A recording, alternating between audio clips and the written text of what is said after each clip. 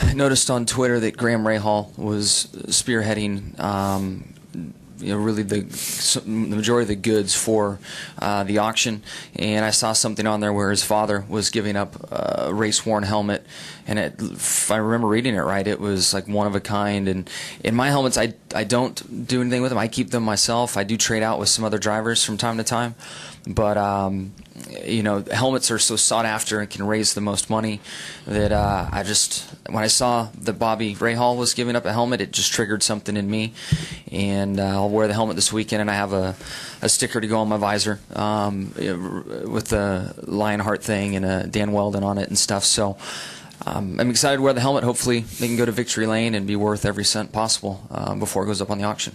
Are you impressed by the way people just jumped on this and they're overrun with items? Yeah, extremely impressed with the outpouring, and just again following Graham's tweets. Kelly Slater is involved, so it is certainly a very big focus within our sport. Within sports, there's been some great sport too, but it's gone off into a different world of surfing even. So just really proud of everybody doing their part and trying to help provide for the family and keeping the family in their thoughts and prayers. Let's go Monty, Bob, and then David Caravello. Monty asked me, is it? Jimmie, when I was driving down here yesterday, I had a long phone conversation with a person who's not a writer but is a fan. And it was over the subject that has gotten a good bit of attention this week, over your having a really hard crash and some people cheering. Now, we talked about the fact that on the one hand, racing is a dangerous sport, and it's a bit poor taste to cheer someone when he has a wreck.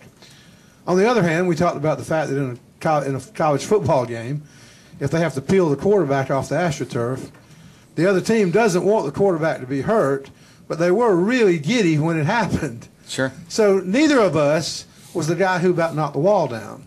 So how does he feel? Luckily, I guess I can't hear what's going on in the grandstands when you're in the car. I wasn't aware of the cheering and saw some traffic on my Twitter site following that, and I can remember noise when really anybody crashes and cheers, at times. So I don't know exactly, I guess, what I'm getting at to the degree of what that is, but inside the car, I mean, at that rate of speed hitting the wall, it's not a situation you want to be in. And I guess being that quarterback laying on the AstroTurf trying to catch your breath is a lot like being that driver in the car trying to catch his breath. I mean, it wasn't fun.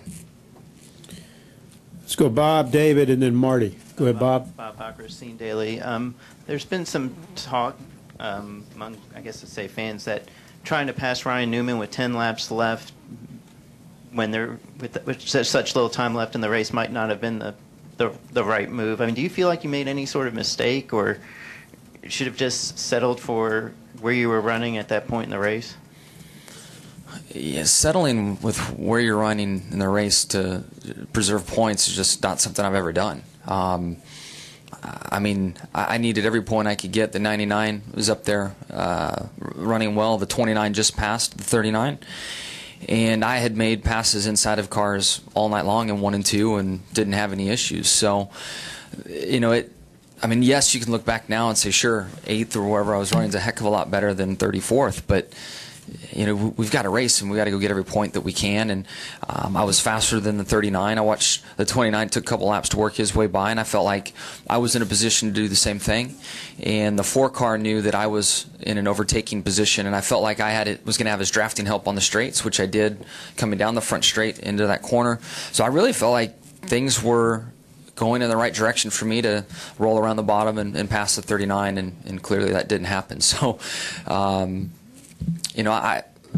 You can always armchair quarterback it after, but at the time, I mean, I didn't drive in over my head. If you watch the video, I lifted a little earlier because I felt like Ryan was going to be out there and be tight to me, and it just got out from under me, just a racing thing. So that's I wish it didn't happen, but I can't look back at that and say I should have just been content with 8th.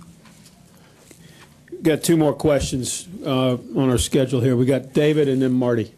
David Caravello, NASCAR.com. Jimmie, everybody remembers your epic run out of here in 06, 5 straight top 2 finishes to win that title. Is it going to take something like that for you to win it this year? And is a run like that even possible given how competitive it is this year? It is possible, and I'm expecting that we need to do that as a race team.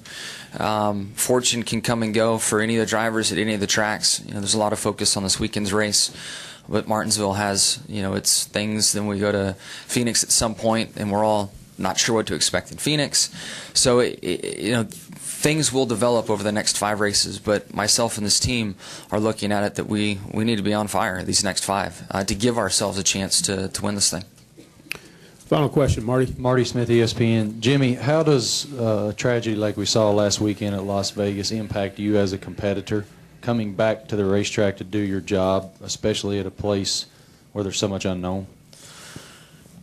When things like that happen in your sport, within motorsports, you certainly think of the risks you take, the things that have happened through your career. I was in my backyard with my daughter and watching my daughter run around, and when they're talking about Susie and the kids, there was a tough moment there for me watching my daughter play and thinking of Dan's family. So there are moments there that really grab drivers, I believe.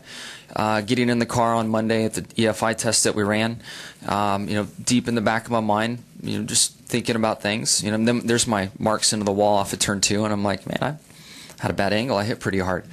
But I think we spend very little time as drivers thinking about it, right or wrong, and it's just kind of who we are. If you look back at the old days and drivers, everybody just kind of look the other way, but just try not to think it could happen to them and keep going. And I'm thankful that we've had the developments we have had in motorsports to make our cars safe, and I build confidence in my crash on Sunday and say, or Saturday night, I had a huge impact, and I didn't even lose consciousness. So I feel like I'm in a very safe environment. But there are risks in our sport, and we do assume and take those risks. We try to prepare our family and our friends, with the risks that we take. And you just race with a heavy heart, and think of think of Dan, and then the drivers, before Dan that have tragically been killed.